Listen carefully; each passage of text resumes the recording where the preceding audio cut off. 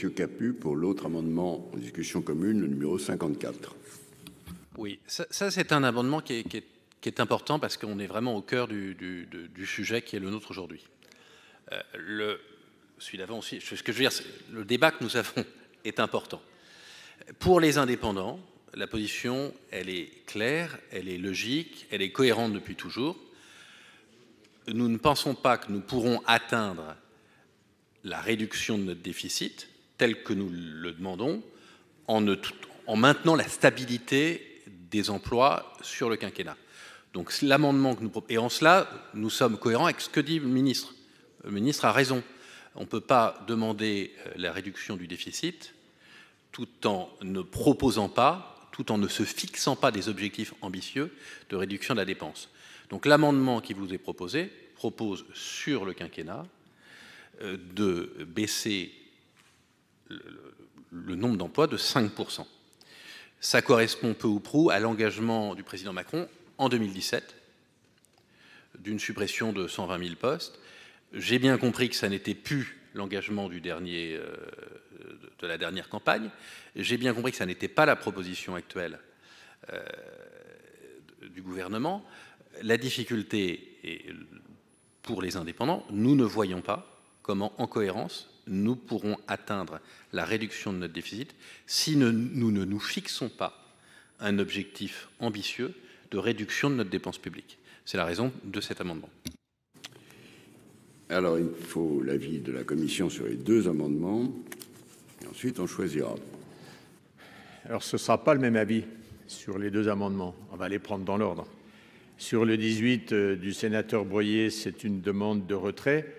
J'avoue que je me suis dit, est-ce qu'il y a de la sémantique? Parce que je connaissais l'agriculture raisonnée, mais l'évolution raisonnée des emplois de l'État en fonction des besoins, je l'interprète en me disant que si les besoins sont réévalués annuellement, sous-entendu, on a des besoins supplémentaires, le raisonnement, c'est toujours à la hausse.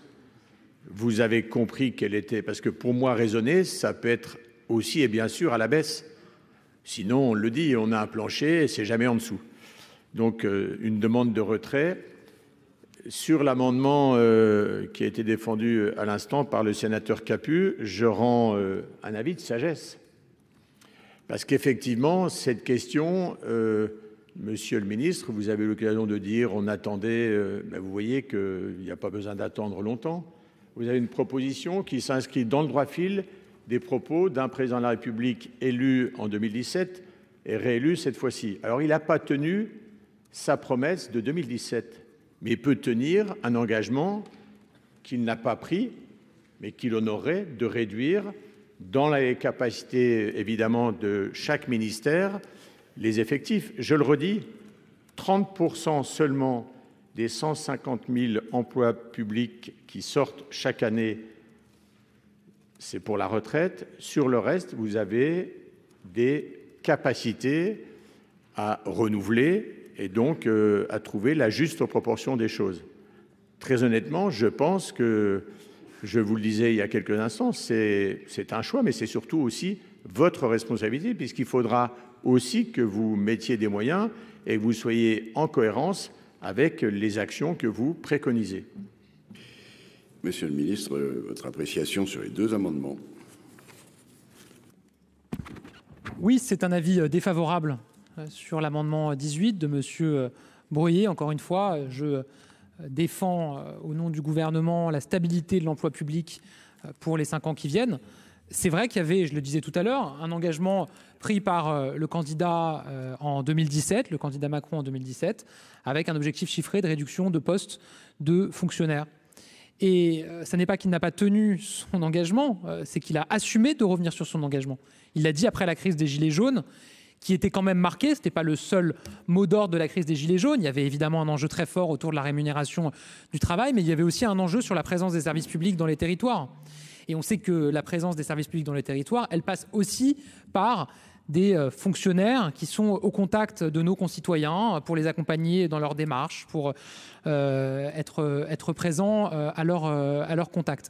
Et donc on a assumé effectivement de sortir de cet objectif chiffré Mais quand c'est possible et quand c'est produit par des réformes de structure, effectivement, de pouvoir redéployer un certain nombre de postes.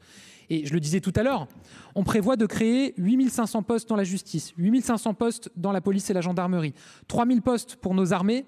Et c'est dans l'attente en plus de la future loi de programmation militaire qui va probablement sur les dernières années du prochain quinquennat prévoir un certain nombre de créations de postes également. Donc ces créations de postes, rien que pour ça, ça fait déjà 20 000 postes de création, elles vont être gagées par des suppressions de postes dans d'autres ministères. Donc il y a déjà un effort qui est fait. J'imagine, monsieur le sénateur Capu, qu'à travers l'amendement que vous proposez, il y a d'abord l'enjeu de mettre dans le débat cette question de l'emploi public, et je pense que c'est toujours sain d'avoir ce débat, mais j'imagine que vous ne souhaitez pas ou vous ne visez pas baisser de 5% les postes dans la justice, ni dans la police et la gendarmerie, ni dans les armées. Et donc ça laisse un certain nombre de possibilités. Monsieur le rapporteur général, je ne vous interpelle pas quand vous prenez la parole. Donc moi la question que je pose est simple, c'est à ce moment-là où est-ce que vous les prenez, les 125 000 postes de fonctionnaires, puisque c'est ça 5%, dans quel ministère est-ce que vous les supprimez? On a eu ce débat pendant la campagne présidentielle, puisqu'une candidate, Madame Pécresse, proposait de supprimer, je crois que c'était aussi 120 000 ou 150 000 postes de fonctionnaires. Et pendant toute la campagne présidentielle, on avait cette question, mais finalement, où est-ce que vous les supprimez? Dans quel ministère? Dans quelle administration? On n'a jamais eu la réponse, mais encore une fois, parce que c'est compliqué. Parce que nos concitoyens, ils nous demandent plus de services publics ou mieux de services publics sur un certain nombre de missions. Nous, on pense qu'on peut faire mieux avec une stabilité de l'emploi public, en créant des postes pour la sécurité des Français, pour la justice, pour nos armées. Et que ça veut dire qu'on va devoir supprimer des postes ailleurs. Mais dire qu'on va supprimer 125 000 postes de fonctionnaires sans préciser où est-ce qu'on les prend, encore une fois, ça me semble pas justifié, pas crédible. Donc c'est une demande de retrait, sinon avis défavorable. Entendu. Donc je mets aux voix d'abord. Pardon. Oui, monsieur Capo-Canelas, monsieur le questeur. Merci, monsieur le président. Monsieur le ministre, mes chers collègues, juste une précision. Notre collègue Breuiller évoque à juste titre la situation des effectifs de Météo France. Je vais juste rappeler qu'on verra ça sans doute en deuxième partie du PLF, en tout cas je l'espère. Mais cette année, il y a un petit changement et il y a plutôt une évolution qui va dans le sens que vous appelez, puisqu'on verra en deuxième partie qu'il y a 6 effectifs équivalents temps plein supplémentaires. Vous voyez, donc ça peut quand même se faire parfois par des jeux de compensation et il arrive que, y compris le Sénat et la Commission des finances, soient écoutés, puisque j'avais présenté un rapport sur ce thème l'année dernière. Juste qu'on garde ce point-là à l'esprit quand même. Il peut arriver qu'on y arrive. Donc nous pouvons voter maintenant sur l'amendement 18 de monsieur, pardon. Monsieur Savoldelli, vous souhaitez aussi expliquer votre vote? Oui, là c'est quand même un moment important, puisque on joue 125 000 emplois, et en plus les choses ont été dites. J'ai regardé, c'est juste, il y a 1,9 million d'emplois qui concernent l'État, 489 000 par ses opérateurs. 5% de moins. Et si j'ai bien compris, et je vous ai écouté avec attention, M. Capu, puis votre groupe, en gros, vous soutenez la loi de programmation. OK? Je vous ai suivi. Et là, vous avez un problème, c'est que le ministre qui vient de vous répondre a aussi la sincérité, lui aussi, de son côté, de dire ce qu'il fait. Donc moi, j'ai regardé, il a raison. Loi de programmation militaire, c'est à peu près 6 000 emplois. La loi de programmation du ministère de l'Intérieur, 8 500 policiers et gendarmes. Loi de programmation de la recherche et de l'enseignement, ça nous fait à peu près 5 200 recrutements. Donc ça fait 19 700, les 20 000. Allez, on va pas... Mais où ça se passe là? On est en train de supprimer la moitié des emplois publics dans des domaines, si on écoute cet amendement. Donc il ne faut pas se raconter d'histoire. Il y a une cohérence, il y a une logique, il y a un projet. Si c'est le vôtre, monsieur le ministre, ça c'est un autre problème. Mais c'est quoi? Moi, je vais vous dire ce qui se passe. C'est qu'on va supprimer à un moment des emplois, par exemple, dans l'enseignement et la recherche, pour que ces emplois qui étaient publics deviennent des emplois privés. Parce que la demande, elle va être là. Le besoin, il va être exprimé. Donc, c'est un amendement extrêmement grave, à mon avis, pour notre cohésion et en même temps qui porte un nouveau projet de société. C'est lui de privatiser tout ce qui a de la valeur ajoutée. Voilà, c'est tout. Si ça vous va, ça vous va. Ça, c'est un projet de société qui est opposable suivant le point de vue qu'on a. C'est en gros suivant, c'est que moi je pense et nous pensons qu'il y a une série de services rendus à nos concitoyens qui relèvent vraiment du secteur marchand et qui n'a pas place à être dans le secteur public. Par contre, il y a d'autres services rendus à la population qui ne doivent relever que du service public. Là, on est en train de toucher, avec cet amendement-là, à en gros diminuer près de la moitié des emplois publics dans des domaines, moi, je dirais pas régaliens, mais essentiels. Donc là, c'est un vote important. Et moi, je pense que ça serait bien qu'on ait un scrutin public, tiens, pour la peine. Mais je ne l'ai pas reçu. Monsieur Breuiller veut prolonger le débat. Je vais expliquer, il y a une demande de retrait, donc je ne retire pas. Et je comprends ce que dit le ministre en demandant qu'on expose quels seront les 125 000 emplois qui seraient supprimés. Je me permets de lui retourner la question pour les 25 000, puisqu'il y a à peu près dans les lois de programmation 25 000 emplois nouveaux programmés. Donc quels sont les 25 000 qui seront supprimés dans les autres services publics d'État? Ensuite, Madame Gatel. Merci, Monsieur le Président. Ce débat est effectivement intéressant et moi, je me méfie toujours des effets d'annonce, surtout quand ils sont quantitatifs. Parce que la quantité répond aussi à un objectif de qualité. Et je pense qu'il faut qu'on soit effectivement vigilant. Moi, je ne partage pas tout à fait ce qu'a dit notre collègue tout à l'heure, parce que les emplois ne sont pas forcément privés. Mais parfois, il y a eu des transferts de fonctions vers les collectivités. Je prends l'exemple de l'urbanisme, je prends l'exemple de titres d'état civil qui précédemment étaient gérés par l'État et ont été transférés aux collectivités qui ont dû créer des emplois. Donc je pense qu'il faut qu'on soit vigilant sur des annonces de suppression d'emplois. Par contre, Monsieur le ministre, moi ce qui me paraît important, c'est qu'il y ait une évaluation de l'ajustement des effectifs aux objectifs et aux évolutions de l'organisation. Parce que je pense que dans notre pays, on a toujours tendance à entériner ce qui existe. Par contre, vous le dites vous-même, on a aujourd'hui des besoins supplémentaires en matière de sécurité, alors qu'à un moment, on pensait que les besoins allaient diminuer. Donc la société bouge, nos besoins aussi, et je pense qu'il faut que l'État procède à des évaluations de ces services de fonction publique. Et l'évaluation, elle est largement qualitative et on aura une meilleure adéquation des moyens et des besoins et du service à rendre. Monsieur Laménie, ensuite. Oui, merci Monsieur le Président, Monsieur le Ministre, chers collègues. Bon, ces amendements posent vraiment de réels problèmes que l'on peut vivre. Et je dirais, historiquement, on a assisté quand même depuis pas mal d'années, hein, c'est pas depuis 5 ans ou 7 ans, depuis bien plus de 10 ans largement. On prend avant vous aviez des directions départementales de l'équipement, vous aviez des directions départementales de l'agriculture et de la forêt. Bon, tout a été regroupé maintenant. Vous aviez quand même des services de l'État qui aidaient les élus de proximité, en particulier dans les petites communes, pour faire des devis ou autres. Bon, maintenant, quand on est maire de petites communes, on se retrouve relativement, il faut le dire, isolé. Il y avait les services de l'État qui aidaient quand même largement. Maintenant, tout a évolué. Alors, Monsieur le ministre, vous indiquez qu'il y a des créations d'emplois à venir, notamment en matière de sécurité intérieure. Je crois que c'est aussi une priorité. Les gendarmes, les policiers. Mais pour former un gendarme ou un policier, il faut aussi du temps. Bon, de l'autre côté, il y a les transferts qui ont été faits depuis quand même pas mal d'années non plus, en direction des autres, en direction de la fonction publique territoriale. Bon, il y a quand même les polices municipales maintenant aussi, compris. Il y a quand même des transferts. Il y a les communautés d'agglomération, communautés de communes, compris aussi un certain nombre de compétences.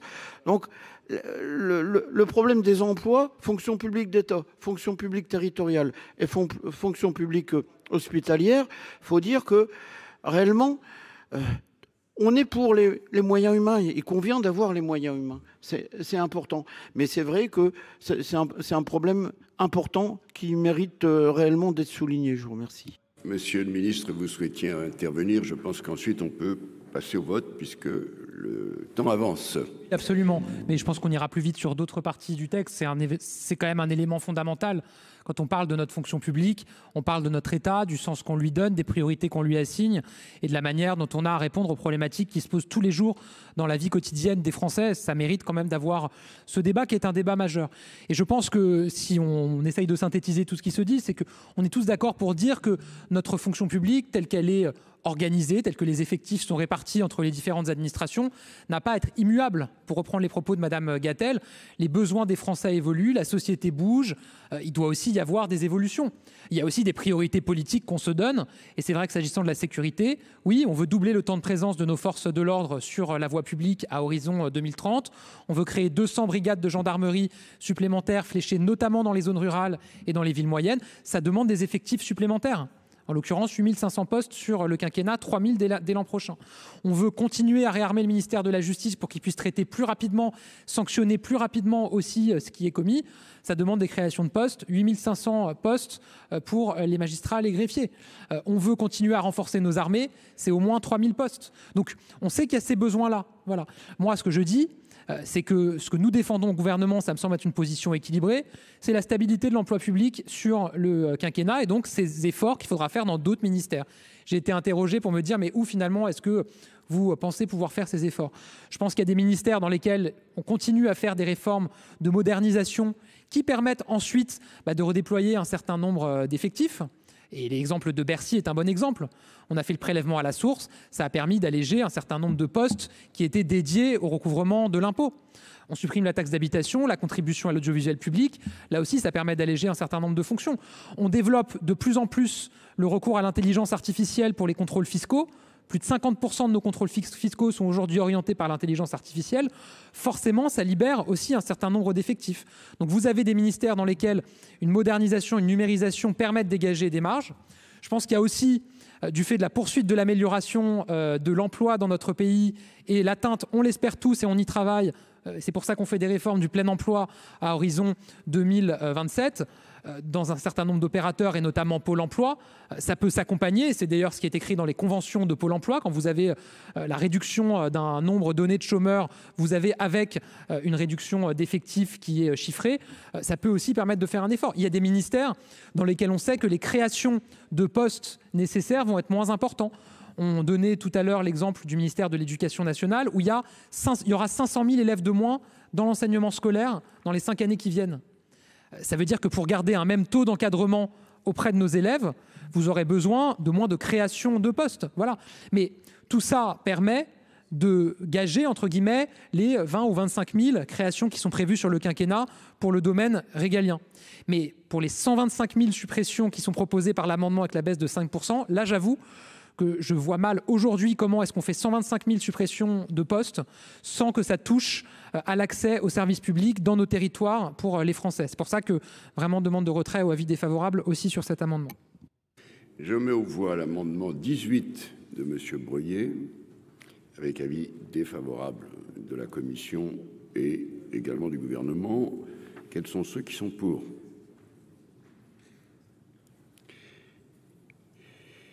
Quels sont ceux qui sont contre?